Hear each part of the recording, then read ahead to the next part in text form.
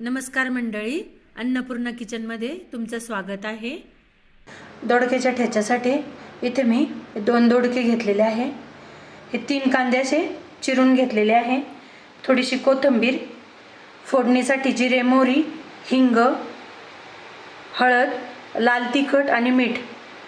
दोडका आवडत नाही जास्त कुणाला, त्यामुळे शेंगदाणे घातले की तो छान लागतो असे म्हणून हे शेंगदाणे घालणार आहे मी।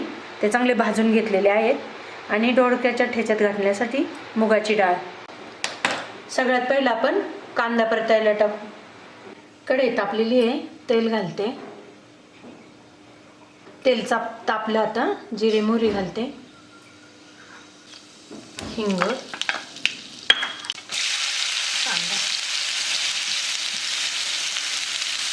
आता कांदा परतोपर्यंत आपण दोडक्याचे साल काढून किसून घेऊ। असे दोडक्याच्या अशा शिरा काढून घ्यायच्या। दोडक्याचे असे साल काढून घेतलेले आहे।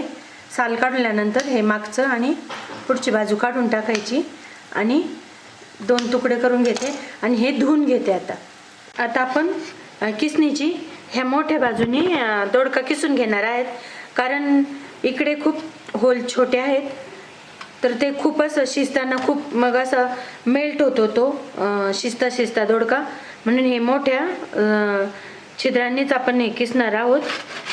जर पाटा जर असला तर असं साल काढून दोडका वरवंट्याने पाट्यावर ठेचून घ्यायचा, तो पण छान लागतो। किंवा पाटा जर नसेल तर मग असं दोडका किसून घ्यायचा। खूप झटपट होणारी भाजी आहे, सकाळी डब्यासाठी पटकन होणारी भाजी आहे ही।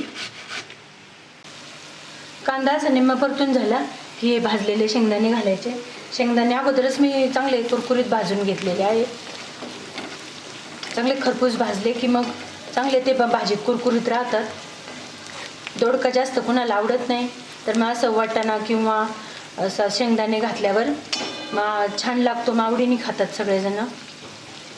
दोडका आता किसून झालेला आहे। आता आपण कांदा एकीकडे चांगला परततच आहे, आपण चांगला तो परतून घेऊ। आपण ज्या भाज्या अशा पाणी न घालता ज्या भाज्या परतून करतो त्याचा कांदा एकदम चांगला परतून घ्यायचा, गुलाबीसर, म्हणजे तो दाताखाली कचकच करत नाही। कांदा आपला चांगला परतलेला आहे। आता हे तिखट, मीठ आणि हळद घालते।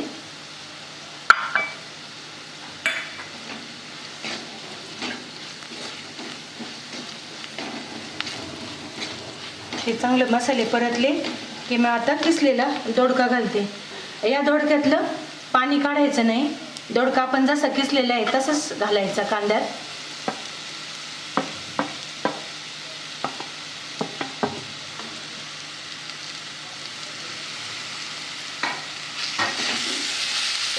चांगलं मिक्स करून घेते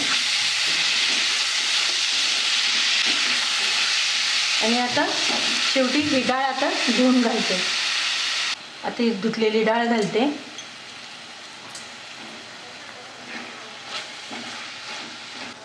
अशी डाळ सगळी मिक्स केली की आपण याच्यावर झाकण ठेवायचं। जास्त वेळ लागत नाही या दोडक्याचा ठेचा शिजायला। 5 ते 7 मिनिट झालेले आहेत। आपण बघू आता दोडका शिजला का।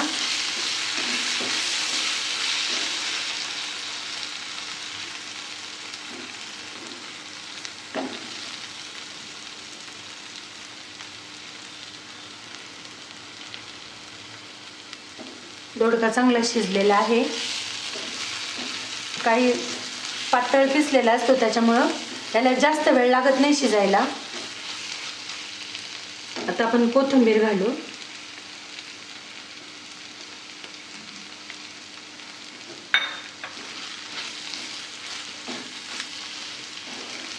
झटपट होणारा आपला दोडक्याचा ठेचा तयार झालेला आहे। आता मी एका भांड्यात हे काढून घेते। अशी झटपट होणारी ही भाजी आहे। भाजी तुम्ही नक्की करून बघा। व्हिडिओ आवडल्यास लाईक, शेअर आणि चॅनलला सबस्क्राईब करा।